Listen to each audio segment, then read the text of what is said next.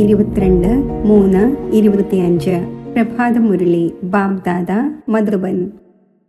ബാബ പറയുന്നു, മധുരമായ കുട്ടികളെ, നിങ്ങൾക്ക് ലഹരി ഉണ്ടായിരിക്കണം. നമ്മുടെ പാരലൗകിക പിതാവ് വണ്ടർ ഓഫ് ദ വേൾഡ് അഥവാ സ്വർഗം നിർമ്മിക്കുന്നു. നമ്മൾ അതിൻ്റെ അധികാരിയാകുന്നു. ചോദ്യം: ബാബയുടെ കൂട്ടുകെട്ടിലൂടെ നിങ്ങൾക്ക് എന്തെല്ലാം പ്രാപ്തികൾ ഉണ്ടാകുന്നു? ഉത്തരം: ബാബയുടെ കൂട്ടുകെട്ടിലൂടെ നമ്മൾ മുക്തിയുടെയും ജീവൻ മുക്തിയുടെയും അധികാരിയായി മാറുന്നു. ബാബയുടെ കൂട്ടുകെട്ട് മറികടത്തുന്നു അഥവാ അക്കരെ കൊണ്ടുപോകുന്നു.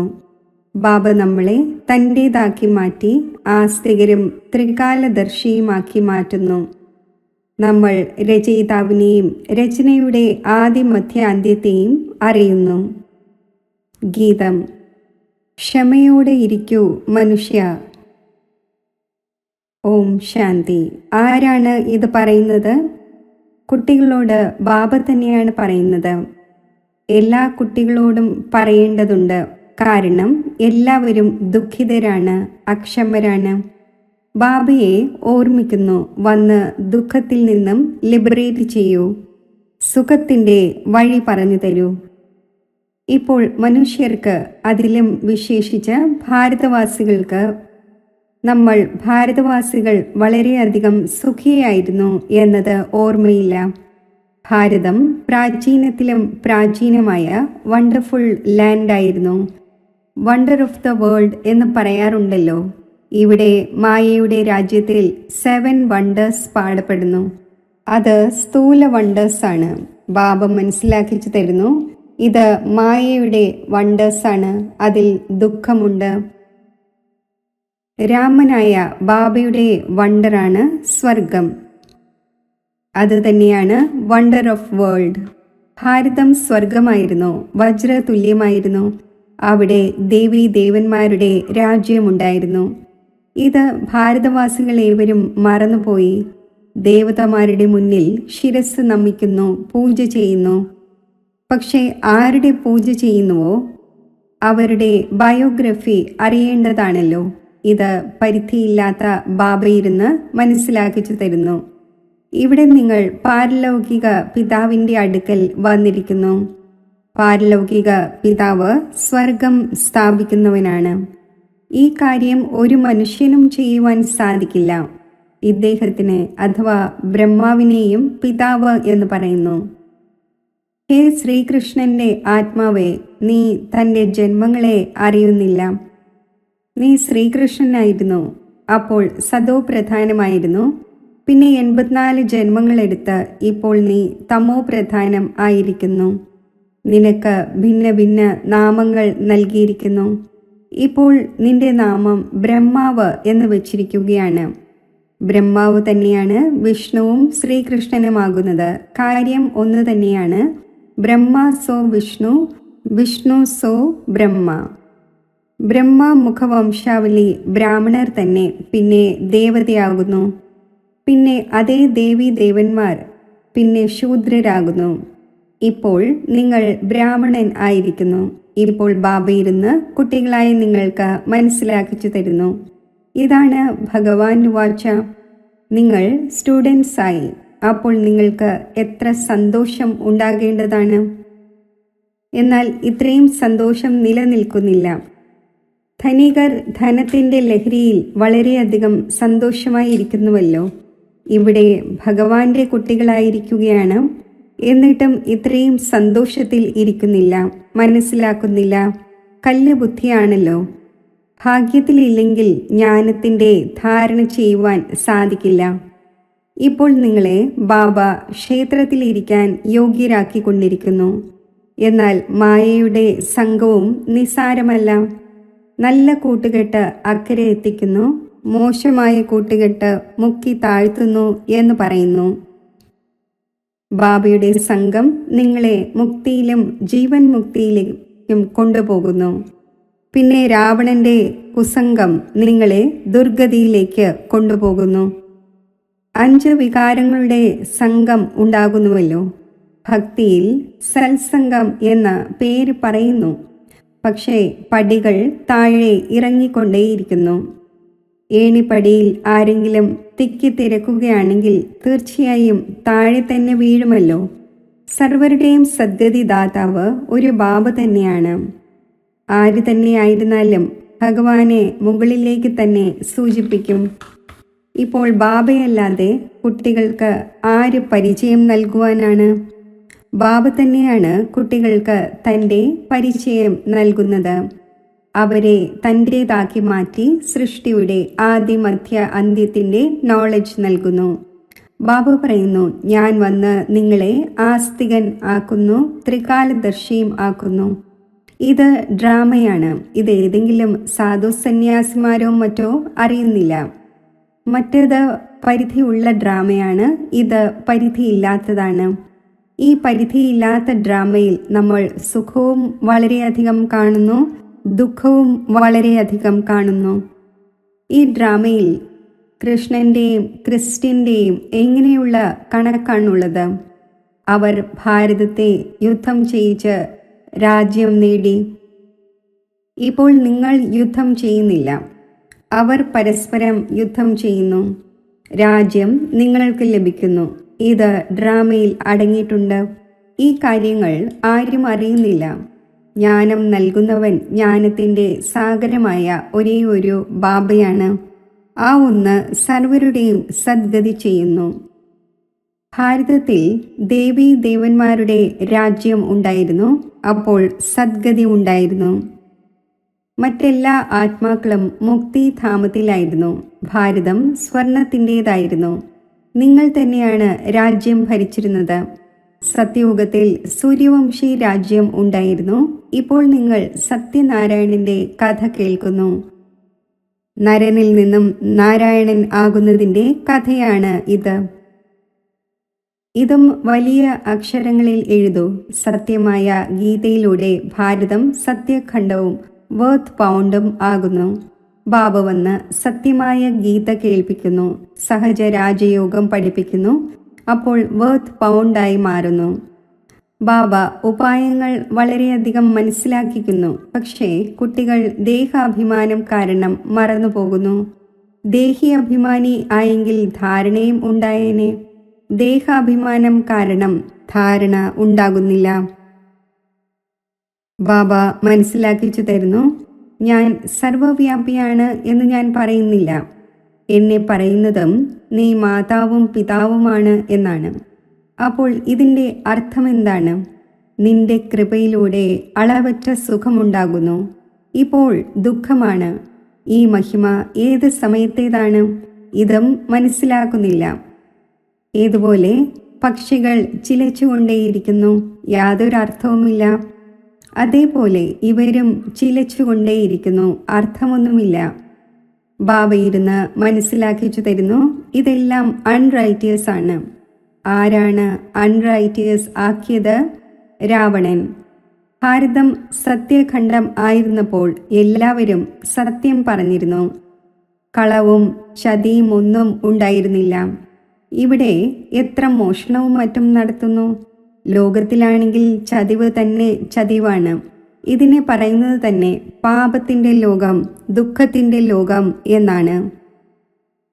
സത്യയുഗത്തെ സുഖത്തിൻ്റെ ലോകം എന്ന് പറയുന്നു. ഇത് വിശ്വസം വേശ്യാലയവുമാണ്. സത്യയുഗം ശിവാലയമാണ്.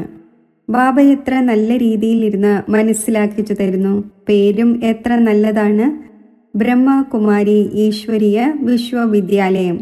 ഇപ്പോൾ ബാബ വന്ന് അറിവുള്ളവരാക്കുന്നു. പറയുന്നു, ഈ വികാരങ്ങളെ ജയിക്കൂ, എങ്കിൽ നിങ്ങൾ ജഗജ്ജീതാകും. ഈ കാമം തന്നെയാണ് മഹാശത്രു. കുട്ടികൾ വിളിക്കുകയും ചെയ്യുന്നു നമ്മളെ വന്ന് ഗോഡ് ഗോഡസ് അഥവാ ദേവി ദേവത ആക്കുന്നതിനു വേണ്ടി. ബാബയുടെ യഥാർത്ഥ മഹിമ കുട്ടികളായ നിങ്ങൾ തന്നെയാണ് അറിയുന്നത്. മനുഷ്യർ ബാബയെയും അറിയുന്നില്ല, ബാബയുടെ മഹിമയെയും അറിയുന്നില്ല. നിങ്ങൾക്കറിയാം, ആ ഒന്ന് സ്നേഹത്തിൻ്റെ സാഗരമാണ്.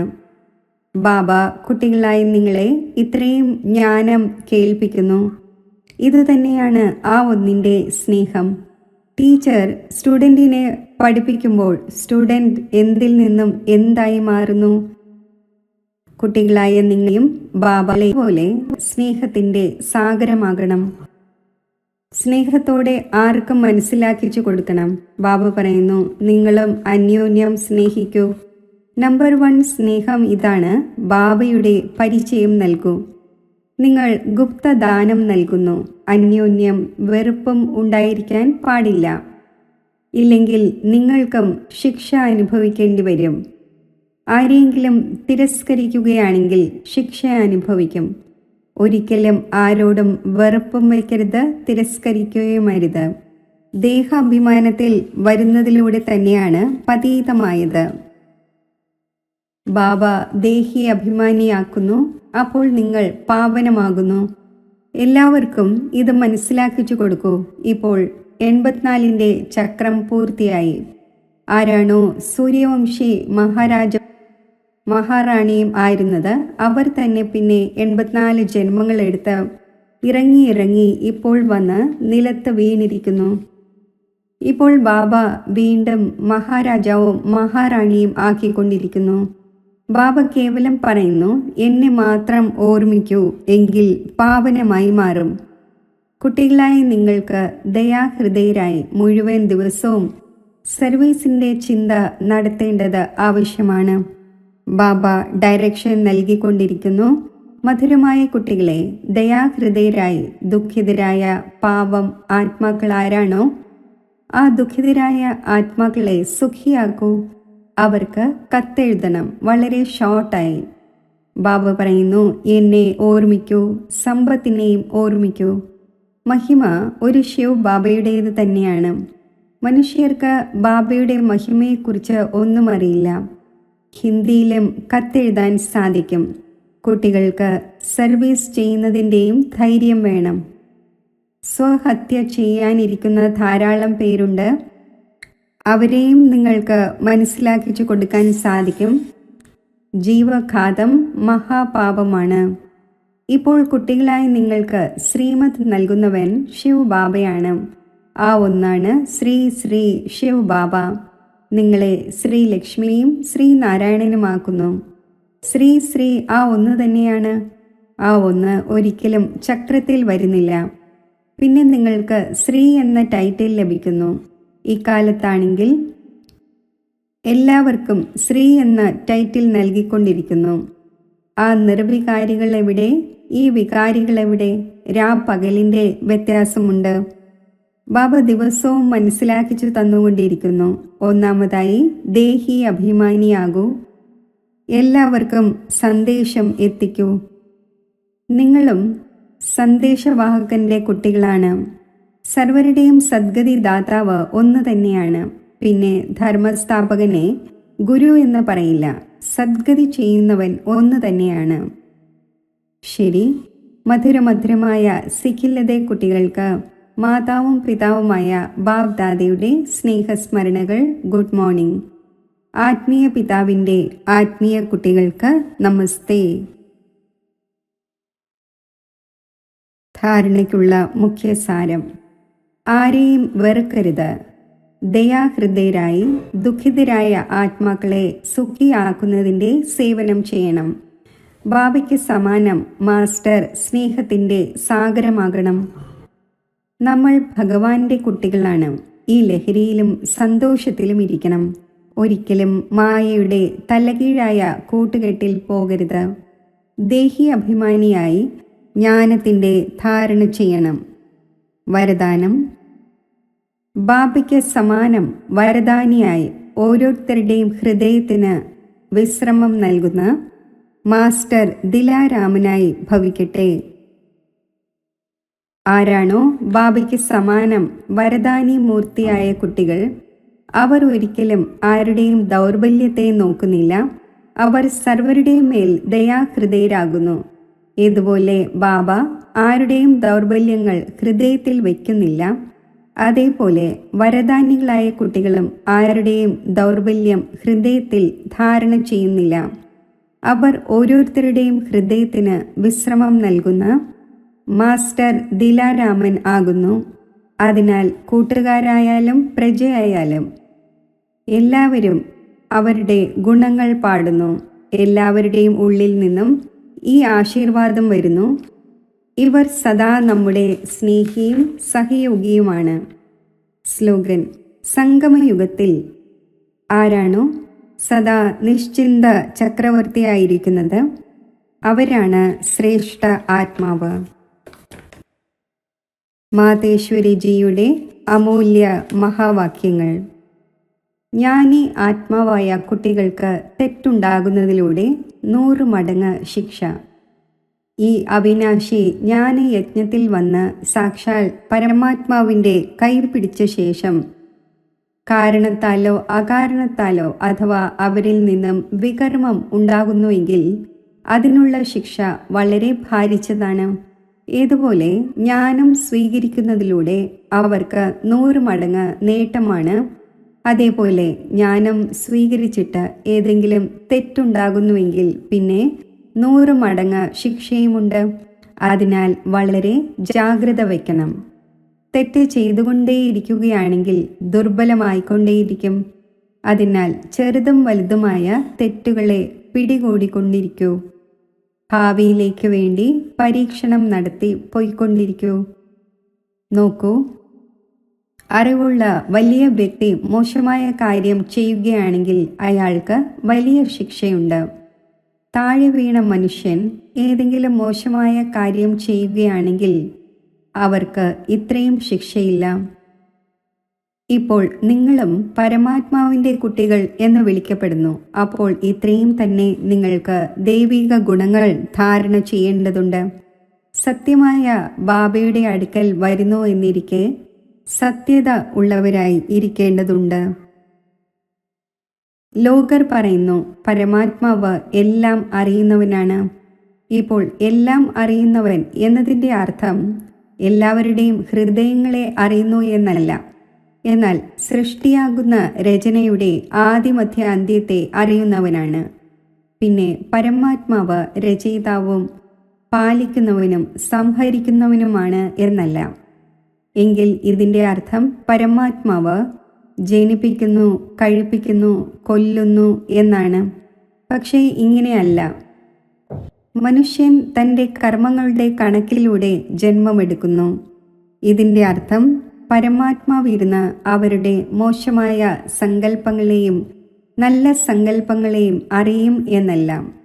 അജ്ഞാനികളുടെ ഹൃദയത്തിൽ എന്തായിരിക്കും നടക്കുന്നുണ്ടാവുക എന്ന് ആ ഒന്ന് അറിയുന്നുണ്ടോ? മുഴുവൻ ദിവസവും മായാവി സങ്കല്പം നടക്കുന്നുണ്ടാകും. ജ്ഞാനിയുടെ ഉള്ളിൽ ശുദ്ധ സങ്കല്പം നടക്കുന്നുണ്ടാകും. പിന്നെ ഓരോരുത്തരുടെയും സങ്കല്പത്തെയും ഇരുന്ന് വായിക്കുകയൊന്നുമില്ല. പിന്നെ പരമാത്മാവ് അറിയുന്നുണ്ട്. ഇപ്പോൾ എല്ലാവരുടെയും ആത്മാവ് ദുർഗതിയിൽ എത്തിച്ചേർന്നിരിക്കുകയാണ്. അവരുടെ സദ്ഗതി എങ്ങനെയാണ് ഉണ്ടാകേണ്ടത്? ഈ മുഴുവൻ തിരിച്ചറിവും ആ എല്ലാം അറിയുന്നവനുണ്ട്. ഇപ്പോൾ മനുഷ്യർ കർമ്മഭ്രഷ്ടരായിരിക്കുകയാണ്. അവരെ ശ്രേഷ്ഠ കർമ്മം ചെയ്യിക്കണം, പഠിപ്പിക്കണം. അവരെ കർമ്മബന്ധനത്തിൽ നിന്നും മോചിപ്പിക്കണം. ഇത് പരമാത്മാവാണ് അറിയുന്നത്. പരമാത്മാവ് പറയുന്നു, രചയിതാവായ എൻ്റെയും എൻ്റെ രചനയുടെ ആദിമധ്യ അന്ത്യത്തിൻ്റെയും ഈ മുഴുവൻ നോളജും ഞാൻ അറിയുന്നു. ആ തിരിച്ചറിവ് കുട്ടികളായ നിങ്ങൾക്ക് നൽകിക്കൊണ്ടിരിക്കുന്നു. ഇപ്പോൾ കുട്ടികളായ നിങ്ങൾക്ക് ആ പിതാവിൻ്റെ നിരന്തര ഓർമ്മയിൽ ഇരിക്കേണ്ടതുണ്ട്. അപ്പോൾ തന്നെയാണ് സർവ പാപങ്ങളിൽ നിന്നും മുക്തമാകുന്നത്, അതായത് അമരലോകത്തിലേക്ക് പോകുന്നത്. ഇപ്പോൾ ഇത് അറിയുന്നതിനെ തന്നെയാണ് എല്ലാം അറിയുന്നവൻ എന്ന് പറയുന്നത്. ശരി. ഓം ശാന്തി. അവ്യക്ത സൂചന. സത്യതയുടെയും സഭ്യതയുടെയും കൾച്ചർ സ്വായത്തമാക്കൂ. ഒരിക്കലും സഭ്യതയെ ഉപേക്ഷിച്ച് സത്യതയെ തെളിയിക്കുവാൻ പാടില്ല. സഭ്യതയുടെ അടയാളമാണ് വിനയം. ഈ വിനയം നിർമ്മാണത്തിൻ്റെ കാര്യം സഹജമാക്കുന്നു. എപ്പോൾ വരെയും വിനയമുള്ളവർ ആയില്ലയോ അതുവരെയും നിർമ്മാണം ചെയ്യാൻ സാധിക്കില്ല. ജ്ഞാനത്തിൻ്റെ ശക്തി ശാന്തിയും സ്നേഹവുമാണ്. അജ്ഞാനത്തിൻ്റെ ശക്തിയായ ക്രോധത്തെ വളരെ നല്ല രീതിയിൽ സംസ്കാരം ആക്കിയിരിക്കുകയാണ്.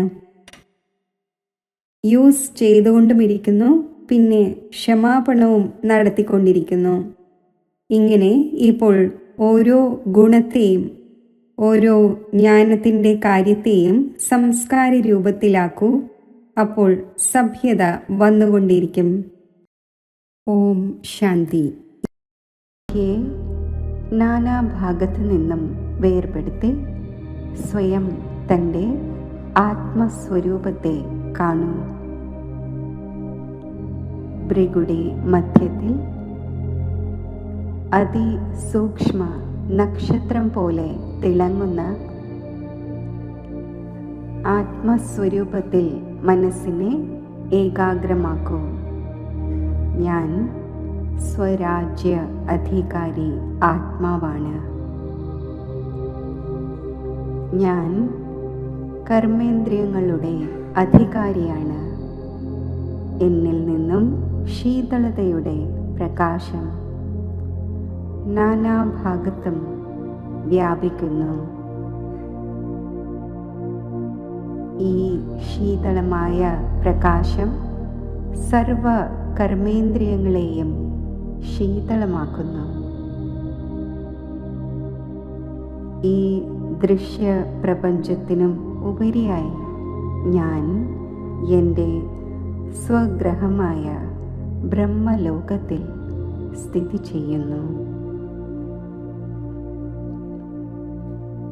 വരദാതാവായ ബാബയുടെ സമീപത്ത് സ്ഥിതി ചെയ്ത് എൻ്റെ മനസ്സും ബുദ്ധിയും പരമജ്യോതി സ്വരൂപത്തിൽ ഏകാഗ്രമാക്കുന്നു.